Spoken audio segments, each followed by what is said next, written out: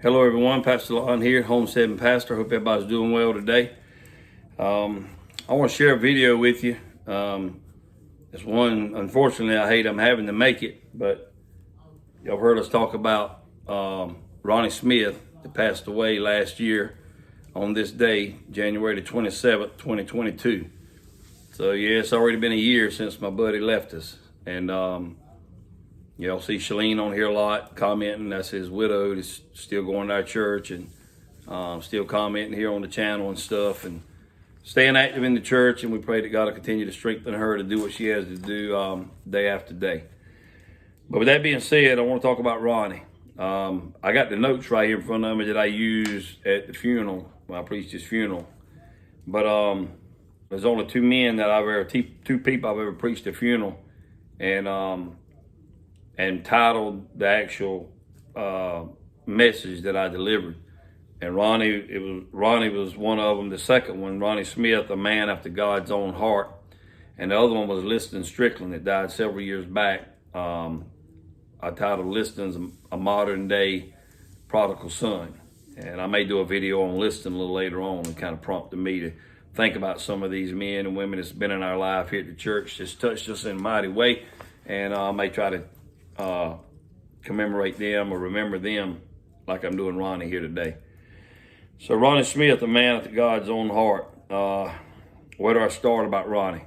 Ronnie and I met over 30 plus years ago over in a place called TV Road in Florence, South Carolina. He was working for a contractor that was doing work for the company he and I ended up going to work for. We were hired on the same day back in 1990. In June of 1990. And Ronnie was able to retire a little bit early because he was several years older than I was. Anyway, he got to retire earlier than I did. But never dreamed back then that I'd become his co-worker. Didn't know him from Adam. Became his co-worker and then became good friends with him and started deer hunting. And I'm going to share some things with you about all that as we go through this little video. But in memory of Ronnie on his 1 year anniversary of his passing. His home going to be with the Lord. So from a friend standpoint or co-worker standpoint, he was very knowledgeable about the business that we were in.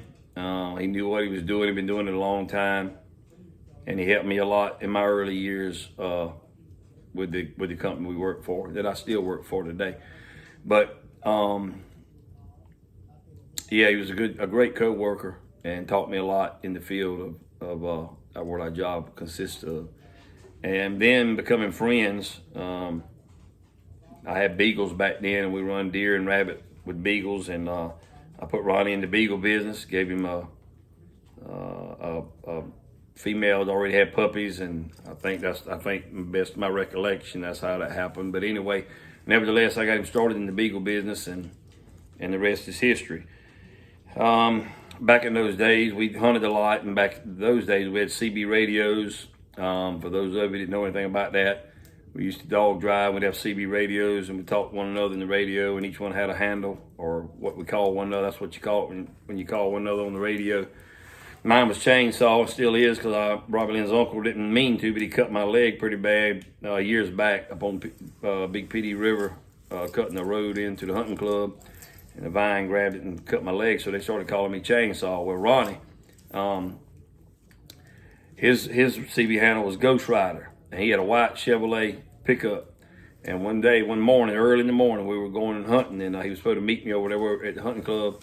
And it was real foggy that morning, and all of a sudden, Ronnie just appeared out of the fog, driving up to where I was parked beside the road. And I said, "Man, you look like a ghost coming out of that fog like that." And for whatever reason, I just started calling him Ghost Rider, and that was his nickname, his CB handle from then on.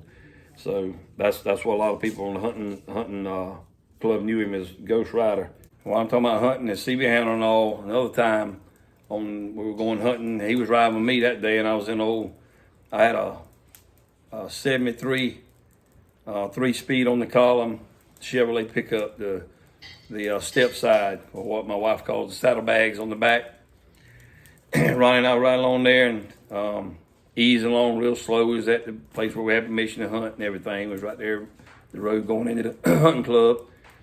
And it was early in the morning, just breaking day. And we ride along there, and I told Ronnie I was right on the road, and I said, Ronnie, there's a big buck standing right there.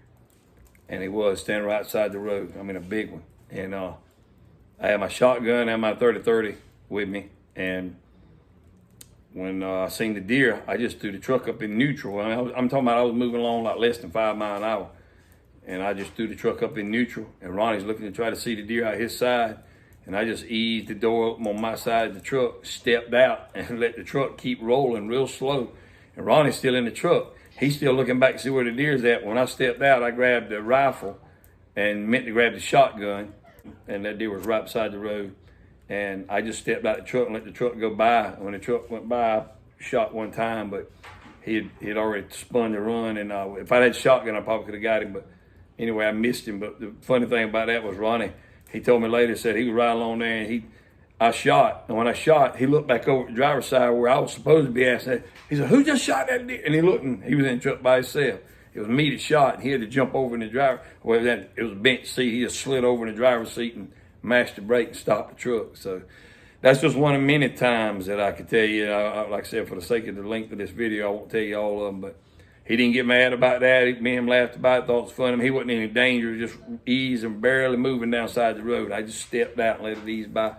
But me and him laughed about that a many times after that happened. But he said, the only thing that made that any better, Lon, if you'd have killed the deer. But I didn't get him. I missed him. But we did have the beagles in the box, and I can't remember if I don't think we ever got that deer, but they ran him for a long time. But nevertheless, that's just one of many, many hunting stories I can share with you about Ronnie. But he was calm, cool, and collected on that day and many days after that. Like I say, he was a good friend, good co-worker, but I never dreamed back in those days that I'd become his pastor, and he probably didn't either. So a few things about Ronnie before I get into all that. I'm going to share this with y'all just like I shared it. He didn't want anybody to know this while he was living, all the stuff he done. And I'm going to name some stuff, and Ronnie wasn't the only one that done things around the church. Other people helped too. But Ronnie done more because he was retired. And he done a lot before he retired, but he really took on that responsibility and that role of working around the church and working for the Lord and working for the ministry once he retired. Unfortunately, he didn't get to do that very long, but a little over 2 years. But we thank the Lord for the time he did. A couple things to describe Ronnie. He was a kind man, easygoing man. He had more patience, or as much patience probably as Job had. I mean, the man had more patience than I could probably ever dream of having. And anybody that knows him knows I'm telling the truth. He was always pleasant to be around. He was a gentle man. But he, like anybody else, he had those buttons that if you pushed the wrong button eventually, if you crossed that line eventually, you could awaken a sleeping giant. But 99% of the time, Ronnie was even keeled. Nothing could rattle him. I've heard guys that work with him in his department. They said they would do things on purpose to try to rattle Ronnie, no matter what it would be about. And they just couldn't hardly knock him off his rocker. He'd always even keeled and steady as a rock. And that's the way he was. That's what I seen of him as well. But just to name a few things, I told the church that day that we lost a gentle giant when Ronnie passed away. We lost a gentle giant. I won't get into all the details about his death and how all that went down. I just want to do this little video in memory of him because he was such a great friend to me. It was almost like my fleshly brother. Even though he was my brother in Christ, he felt like my fleshly brother, and I mean that in the bottom of my heart. So he was a friend, a church member, like I said, fellow employee, and a brother in Christ. I mean, what more can you ask out of a man than that? There's a few things that Ronnie done, and the Bible talks about armor bearers. I told him in the funeral that day, I've lost one of my main armor bearers. I mean, they're there for you no matter what, thick and thin, and help you with different situations that keep you from having to deal with all that stuff as a pastor. But I thank Ronnie for being an armor bearer to me. He was also a prayer partner. We could pray together on the phone. We could pray together in person. It didn't matter.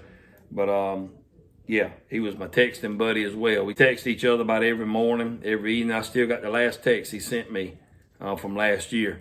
the same week that he passed away. I still got that on my phone, amongst several other texts he sent me. He prayed for my family. He prayed for family members at the church often, lots of times. He would call me asking if this person had a certain need, or who could I pray for, who needed to be prayed for the most, and stuff like that. Or, he said this person, he could see something going on with this person that I know anything about it. Not that he wanted me to tell him their business, and I wouldn't, but he would just want me to kind of give him something to go on to know in what area he needed to pray for this family. And I wouldn't give him the details, but I'd put him in the right direction. So yeah, prayer partner, texting buddy. We lost a maintenance guy. He took care of all the maintenance around the church. And I say all, majority of it. There had other men that would help sometime, but Ronnie was that guy. And, all the men at the church looked up to Ronnie to be that guy because he had that time on his hand, and he liked working for the Lord. He was a good yard man. He would take care of helping cut the grass. He wasn't the only one that cut the grass, but he cut it a lot and weed eated a lot. What else do I have? I can speak from the heart, but I'm going by this list because I don't want to leave anything out. He always made sure I had a bottle of water under the pulpit in case my throat would get dry. He'd always, every morning, he'd make sure I had that bottle of water under the pulpit. And I think he thought enough of me to do that. Also, we still have an old-fashioned altar at our church, and Ronnie was that guy that he was what we call an altar worker. If you come to that altar and pray, it's a good possibility that Ronnie Smith's going to be down there praying with you. And I really appreciated that in him more than no. That took a load off of me, even though I would try to pray for everybody as well. He was there in prayer to help me and help the people in the altar that was praying. Like I said, he helped yard man, helped cut the grass.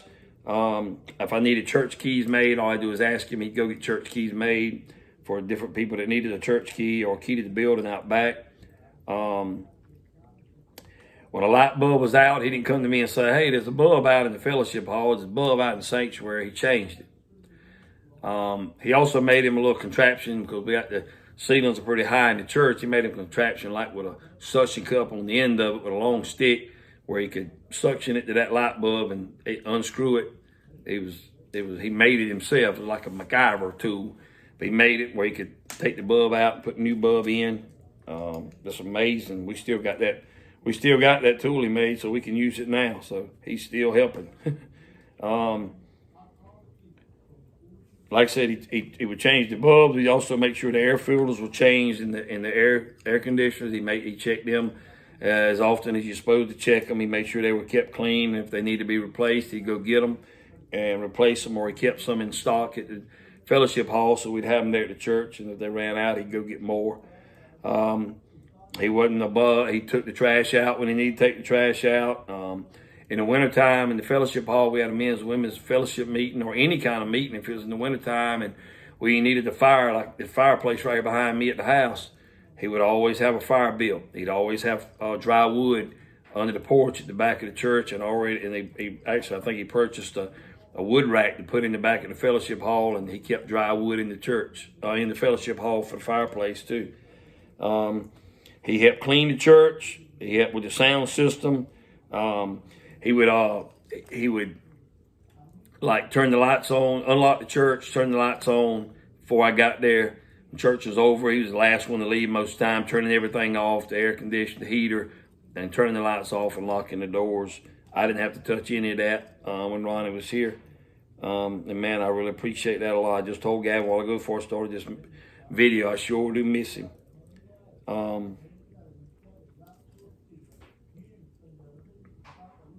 When we go to the men's quarterly meeting for the denomination that we're in, we go to our quarterly meetings. He was always the guy from the church that tagged along with me. A few others have went with me in the past, but not like Ronnie. He went to about every one of them he could go to and represented our church well at those meetings. Men's meetings, if I go speak at another church or go visit another church where somebody else is speaking, all I do is ask him. He's always ready to go to those meetings. And I really miss that about him as well. Speaking of meetings, he was the one that was in charge of lining up our men's and women's fellowship meetings. I didn't have to worry about that. Every month, Ronnie had somebody to speak, whether it's somebody within our church or somebody from another church, he always had a man to speak, and he always had somebody to take care of the meal. I never had to worry about that. I'm having to do that now, but I'm hoping some of these other men are going to step up and help me out with that, and I'm sure they will. Ronnie was also that guy that anytime we had a function out here at the house for the church, or I had anything out here with for my kids with graduations and stuff like that, or even at the church, he was a good cook. He'd bring his grill out here and cook hot dogs, hamburgers, whatever we needed him to cook. But he always took care of the cooking, and we've missed him a lot since then as well. When we've had different cookouts and different functions, I had to get somebody else to do the cooking, but he took care of all that. I mean, it was just amazing all the things that Ronnie done. He and Shalene were kind of like the finance committee. They counted the money and they made the bank deposits. That was one of the last text messages he sent me about the bank deposit that week that he passed. Didn't have to worry about that. Before all this, Robbie Lynn and I were having to do all of this, counting the money and making the bank deposits and all that. So this took a big load off of us. And Shalene still does that, by the way, and we appreciate her for what she does too. Like I said, he'd open the church and check around, make sure everything was okay. He called me one day. Ronnie actually, he and Shalene together, but Ronnie mainly fixed me up a little study in the fellowship hall, put me a desk out there and some shelves and stuff, and I got a little office out there now thanks to him.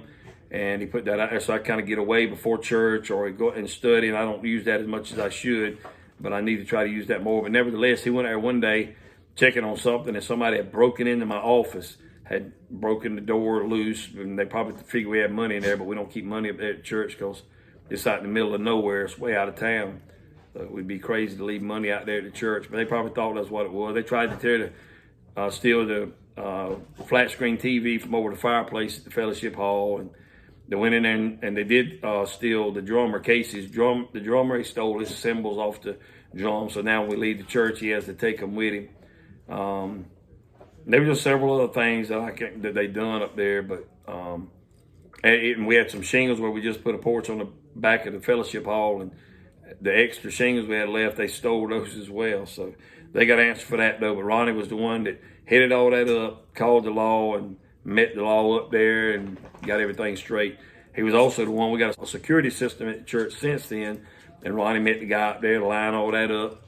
When we had somebody to come work on the piano, because Corey plays so hard, until we got the keyboard, he would break the strings on the piano right regular, and Ronnie would always meet the piano guy up there to replace the strings on the piano. I don't remember what the name of those kind of birds those are. We have some birds that are always hanging out a certain time of the year under the breezeway that ties the church and fellowship together. They'd have bird poo everywhere, and Ronnie would go up there with his pressure washer and wash all that down and clean off the cement and off the walls and spray for walls around the church. And I mean, you know, and I let the church know that. I let the people that come to his funeral know this, family that didn't even know that Ronnie was this kind of man, that God had changed him and made him into this kind of man, like I said, like David, a man of God's own heart. And he showed it. But a lot of the things here, some things I didn't even have written down. There are other things that he done I didn't even know anything about. But this is just some of the stuff I wanted to share about Ronnie Smith. He kept the pantry stocked at the fellowship hall. He'd make a run to Sam's, make sure we had everything stocked for different functions we may have at the fellowship hall, cups, plates, and whatever else we needed. So yeah, that's just a little bit of everything Ronnie done, and he done so much more. But one thing he done that I always picked at him about, he made some of the strongest black coffee that you could ever try to drink in your life. You couldn't put enough creamer in it, so I finally had to go to him and said, Ronnie, I know you like your coffee strong, but could you back off just a little bit for us wimps that can't handle it that strong? And he'd have to back off of how many scoops he put in there, but he kind of snickered and gave me a hard time about that, but I just couldn't drink it. But, he loved it, and I told him, I said, that'd make the hair stand up on his head, and he didn't have much hair. But a few more things, and I'm going to wrap this up. One thing about Ronnie Smith, if he ever told you he loved you, he meant it. You know, you hear people say that about people. He meant it. He would give you the shirt off his back. You've heard that phrase used before. This is not a half-truth. This is the whole truth. He'd give you the shirt off his back. He'd help you in any way he could. I know, because he helped me many times. So the last thing I wanted to share was when Shalene asked me to ask some of the men at the church, some of the men that was acquainted to Ronnie, friends, brothers in Christ, whoever. Some of them were, some of them wasn't saved. But I went to them and asked them about being a pallbearer for Ronnie Smith. And they didn't give me the same answer verbatim, word for word, but every one of them basically told me the same thing, that they would be honored to carry such a great man one last time, because he carried us for so many times while he was here. He carried them in prayer. He carried them in encouragement. He carried them in leadership. He carried them in many different ways, including myself. I talked to some of them, the men at church, and they agreed with me. Outside of me, and I'm the pastor of the church, the shepherd, the leader of the church, so to speak, from an earthly standpoint. God is the leader, Jesus Christ. We follow him, but from a fleshly standpoint, I'm the pastor of the church. So Ronnie was outside of me, Ronnie Smith was the face of Flat Creek. He was the one that all the men knew, and their families that would come with them, they contacted Ronnie to come to the men's meeting, speak at the men's meeting. The people that come to make the meet at the church to fix this and to work on that and put the security system in, and even law enforcement, when they come up there when the alarm would go off. He was always one. He lived not far down the road. He'd meet them there. And he was just the face of Flat Creek other than myself, because of his dedication to the ministry, his dedication mainly to the Lord. And every pastor, I assure you, I don't know if I said this at the beginning, but every pastor needs or wants a Ronnie Smith in your church. And I wish I had multiple Ronnie Smiths in our church.